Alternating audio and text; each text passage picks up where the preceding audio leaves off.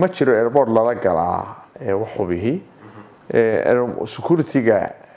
madaxda sare madaxweynaha iyo guddoonka baarlamaanka rights gaar ay leeyihiin oo protocol oo ciidan oo iyagu ciidamadooda gudaha waa gali karaan laakiin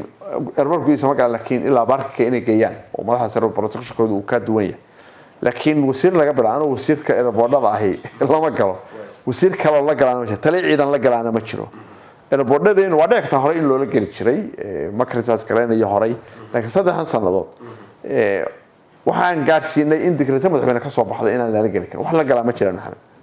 laakiin waa laga yaabaa madaxweyne safraya ama madaxweyne soo dhaweeyay inaad aragto ciidan galay waa madaxda sare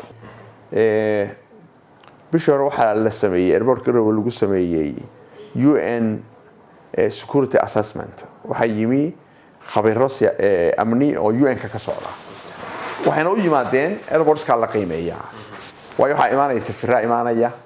waxa imaanaya madax sare oo caalami ah imaanaysa marka waxa la qiimeeyaa airportadaas madaxda sida loogu aamini karo airportka Garowe wuxuu tagay number 3 macnaheedu safiirka imaanaya iyo international staffka memberska imaanaya aw bodyguard bay soo qaadan jireen ama cadaan qodaysto wada aragtay hadda ma soo qaadan doonaan tamacnaheedu waxa weeye waxa kacay oo halka tagay security-ga airportka mid labaad diyaaradaha caalamiga airportskeenna markaynu dawladda timi diyaarad domestic la imaanay diyaaradaha caalamiga mata Ethiopia Airline inay timaada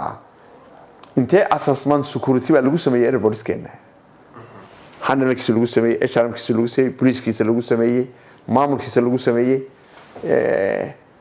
ay sababtay maanta qofka ka dhoofa Garowe New York buu tagayaa wuxuu tagayaa Peking buu tagayaa wuxuu tagayaa Tokyo tagayaa Australia tagayaa luggage-ka boorsada laga xiriira Garowe inanka jooga u controla dunida halka u dambeysay tagaysa iyadoo la aaminsan yahay marka waa security lagu qancay marka international flight mar hadda aragto airport inuu tagaa maaragtay waxyaha hadda boosaaso nooga dib dhacday Garowe waxa kamid ahayd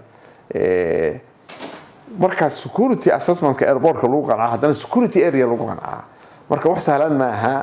marka airport-skeenu security runtii waa Soomaaliya waa ugu sareeyaan